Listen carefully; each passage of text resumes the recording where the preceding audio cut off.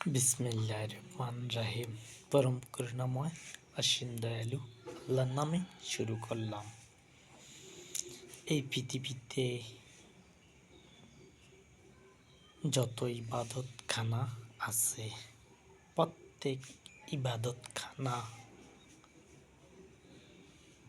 তোমরা ঢুকবে 10টা 50 মিনিট 1 সেকেন্ড হলে তোমরা ঢুকবে।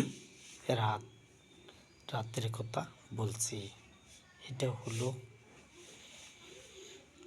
সমাবেশের দিন। আমি কোনো কথা না বললেও তোমরা বসবে এবং ইবাদতখানাতে ঢুকবে। যদি কোনো ইবাদতখানার লোক বাধা দেয়, ইমাম সাহেব হোক, প্রধান, যারা কার্যক্রমের মধ্যে থাকে, যারা ইমাম, মুয়াজ্জিন এবং কোনো নেতা যদি বাধা দেয়, তাহলে তাকে পরবর্তীতে সমাবেশ শেষে আমার দল ক্ষমতায় আসলে যারা বাধা দিবে তাদের জন্য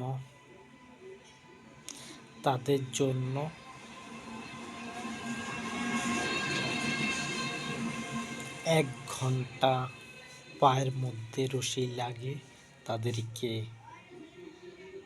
ঝুলিয়ে রাখা হবে। 1 ঘন্টা ঝুলিয়ে রাখা হবে পায়ের মধ্যে রশি লাগিয়ে উল্টে। সেটা কিন্তু মিস হবে না। যদি কোনো ইবাদতখানাতে মানুষকে আদানের জন্য যদি কেউ বাধা দেয়, তাহলে তাকে 1 ঘন্টা পায়ের মধ্যে রশি লাগিয়ে তাকে ঝুলিয়ে রাখা হবে। যদি বাধা দেয় ইবাদতখানাতে ঢুকতে, যদি কোনো ইবাদতখানার ইমাম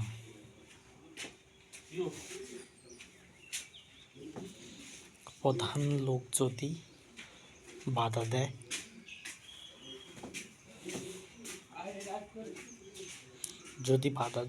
তাহলে তাকে বাধা মানা হবে না, তাকে উল্টিয়ে ঝুলিয়ে রাখা হবে। তার সাজা এতটুকু দেওয়া হবে।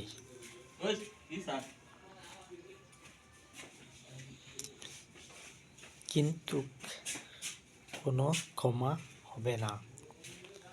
যদি ইবাদতখানার মধ্যে বাধা দেয়, তাহলে তাকে 1 ঘন্টা পায়ের মধ্যে রশি লাগিয়ে তাকে উল্টিয়ে ঝুলিয়ে রাখা হবে। আমি কিন্তু মিথ্যা কথা বলছি না। ধর্ম তাদেরকে যদি সমাবেশের দিন যদি বাধা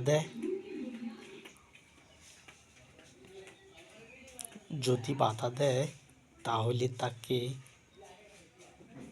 ঝুলিয়ে রাখা হবে। সে যত বড় নেতাই হোক না কেন, যদি আমার দল ক্ষমতায় আসলে কিন্তু ধরা হবে। তারা যত ক্ষমতাশালী হোক না কেন, তাদের কিন্তু ছাড় দেওয়া হবে না। তাদেরকে ধরব। যদি কোনো ইবাদতখানার মধ্যে বাধা দেয়,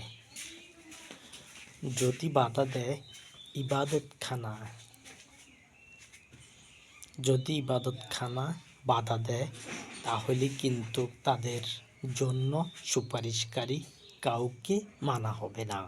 আমার দল ক্ষমতায় আসলে তাদেরকে পায়ের মধ্যে রশি লাগানো হবে।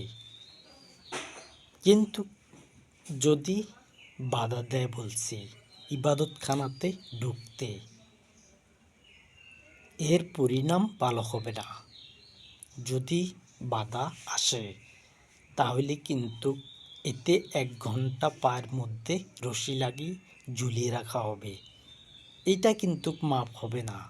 যদি বাধা দেয় রাত 12:10:50 সময় ঢুকবে তোমরা ইবাদতখানাতে। এর পরিণাম ভালো হবে না যদি কেউ বাধা দেয়। তারা ঢুকবে ইবাদতখানাতে। ঢুকার পরে যখন রাত 11:50 হবে, তখন ইবাদতখানা থেকে বেরিয়ে গিয়ে জনপদের মধ্যে তোমরা অবস্থান নেবে। এই 1 ঘন্টা পূরণ করবে তোমরা। মানবজাতি যেন নামে 1 ঘন্টার জন্য।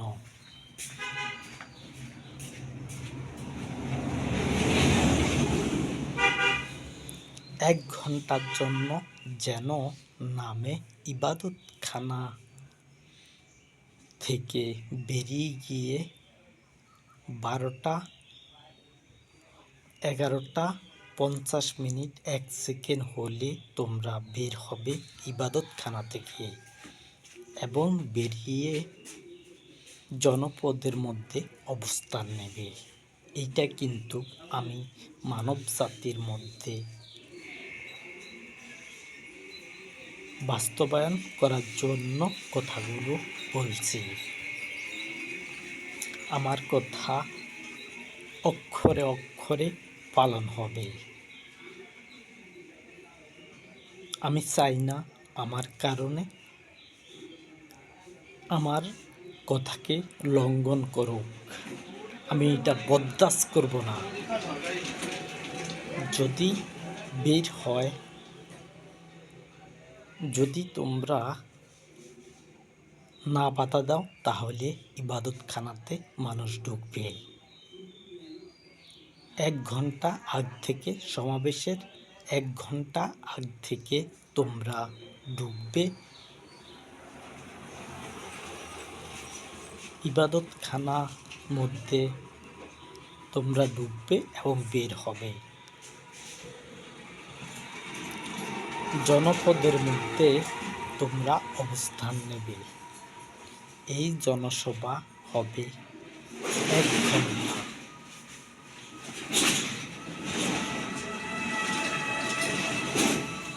1 ঘন্টা জনসভা সফল করার জন্য আমি সব দিক থেকে কথা বলছি।